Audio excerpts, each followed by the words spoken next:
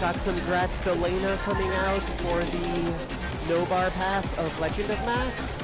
I will try to tell her, but you can also tell her in Whiteford Discord where she likes to hang out. So we have Emcat and Mia walking up to the pads. Not sure of their card draw, but both of them played amazingly 15 minutes ago. So it's only going to be more of us marbling at top scores with slight timing differences in hard songs.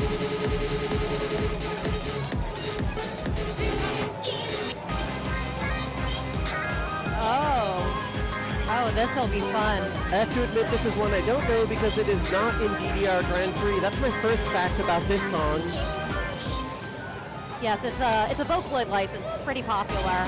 This 16 was one of the Group A KAC qualifiers. And it's a really good 16 to focus on accuracy. It's very straightforward in terms of how it's started, and it's at a very manageable BPM. I want to say it's like 165, 166. So we're going to see a real marvelous attack showdown here from these players. Starting out even after one perfect each getting settled in, so as you predicted, still even. Shout out to Wawa Vetus, which is Kitsnowy's DDR Champions League team.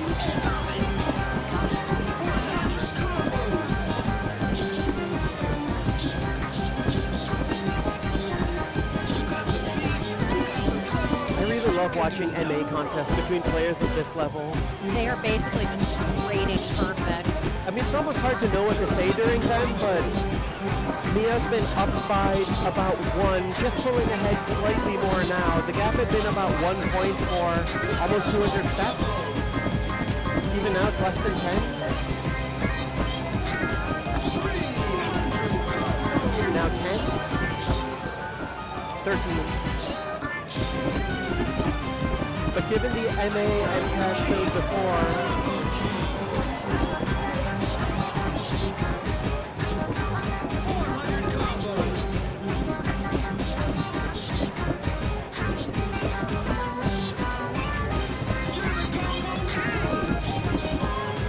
like we're seeing in a lot of songs today, both players handling it well, but one of them building up a lead that becomes very tough to take back at the end of the song unless they falter a bit. Kitsnowy took a couple of goods there. Not sure if that was pad or just kind of messing up a rhythm. Or just stomping jacks can be that way sometimes. That is very true.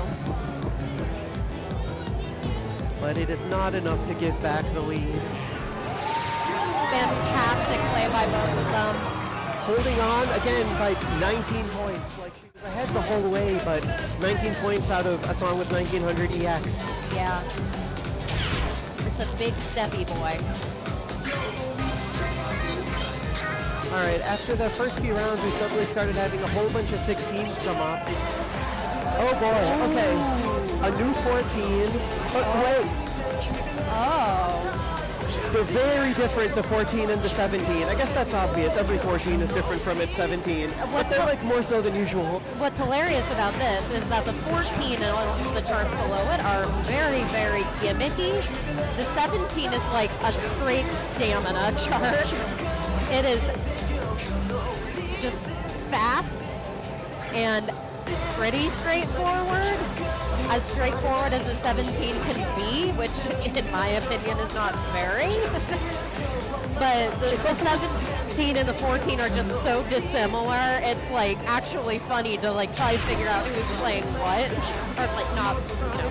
It's also when they're hard for a 17 just because of its tempo, which can be a bit deceptive when you try to go play it the first time. 126 is just very unusual for a song of this difficulty, and I haven't seen their speed mods.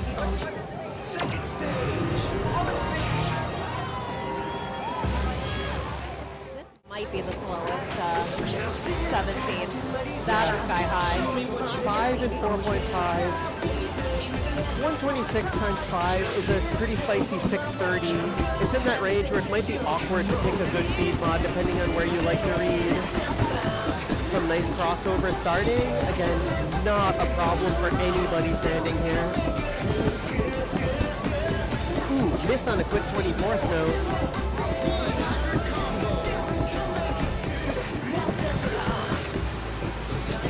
Emcat coming out of the beginning of the song with a lead, both due to that, and now dead even again. I was about to say, if she holds on to this, it'll be our first song 3. And she's gotten back up by 4, even again. This one is so much spicier than songs we've been watching so far. I mean, sort of obviously is the first 17, and has gone back and forth way more.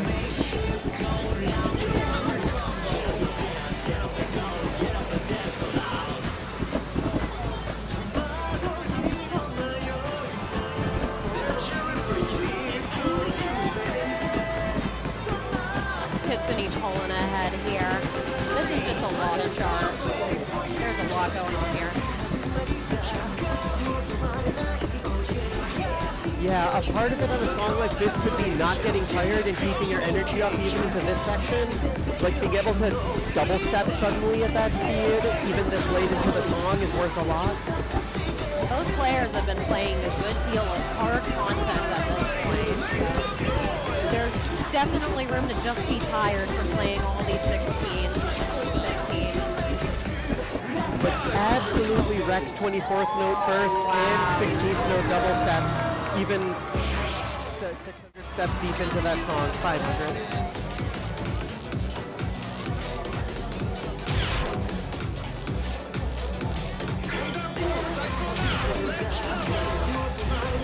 Alright, and we're going to have Viv and Cygnus coming up for their next round after this, with a trio of 16s.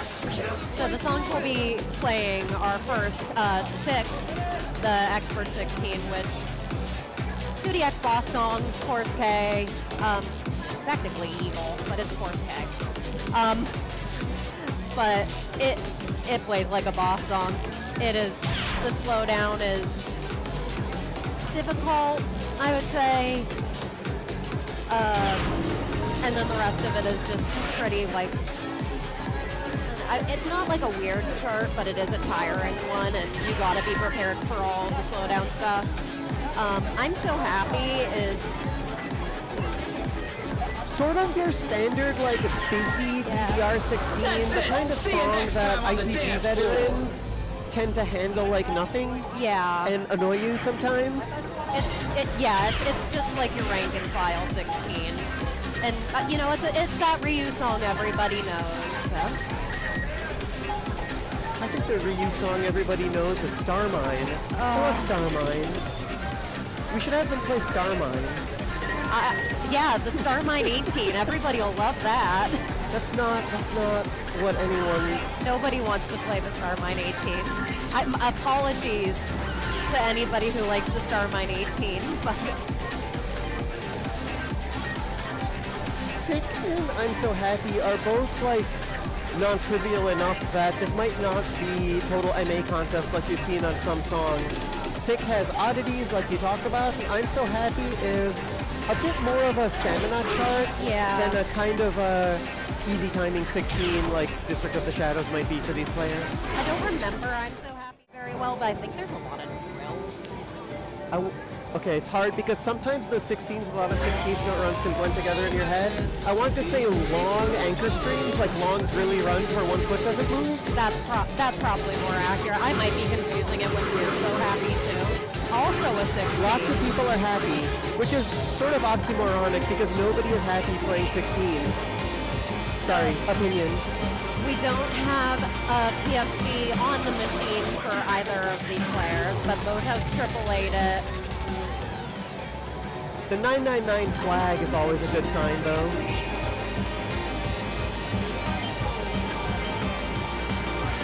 Adjusting visual offset between sets, always kind of interesting.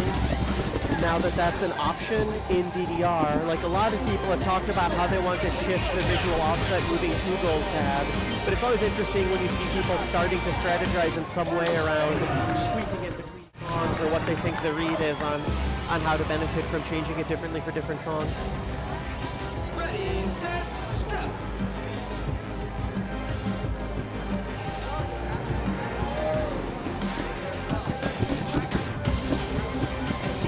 Opening slow down, 30-second note, quintuplet, handled, MFC'd by Viv. That's a strong start, and Leaves are up by 10.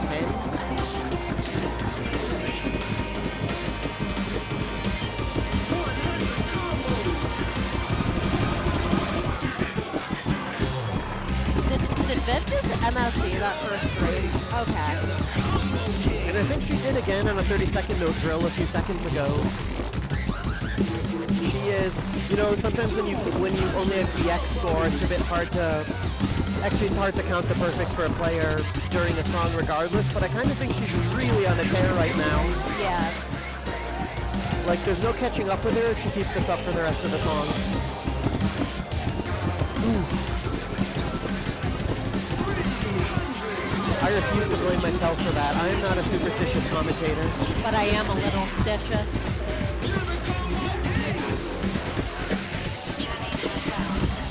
Break here. After one little slip with at least a miss and a great, she still stays strongly ahead. She is going to be probably terrifying for this whole competition. MFC's that box run. And that. And that. I could just keep going like this. There was a perfect in there on an 8th note, but another miss, but still very far ahead. Cygnus is doing a great job, by the way. We know the lead's pretty big here, but this is hard. Yeah, Cygnus is in one of those situations where you can't feel bad about a score like that, but the score opposite her is monstrous. It's Luke Revolution, you are correct. There is an I Caramba sample in there, which is why I can't PFC the 12th, because I keep getting distracted by saying it. Fun fact. So I'm So Happy is going to be our second song. Pretty different from that song. Let's see if Cygnus can tie this one up.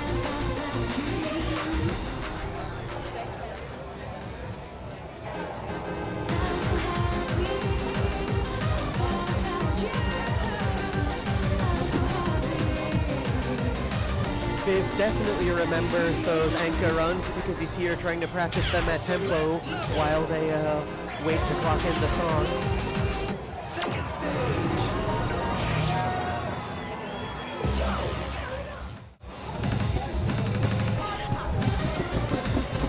I think they don't actually happen till later in the song. It's just various broken 16th note patterns the rest of the time.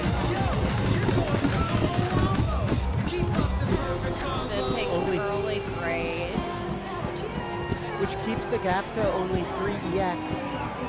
They're cheering for you and only you. Cycle 100 combo. You can do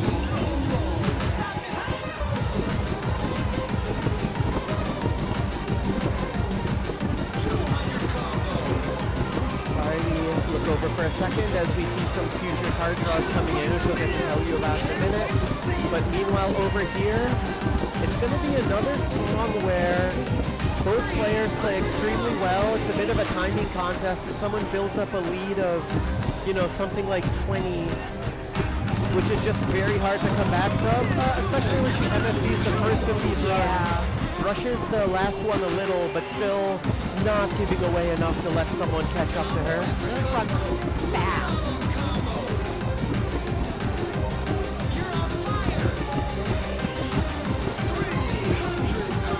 Yep. Continuing to keep it together and pull it ahead as we get near the end of the song. Yeah, there. Commanding lead by V. Both players handle the fast runs of the song extremely well. 33 perfects is very, very good score on that. Cygnus may also be another player in the lead for tournament grip.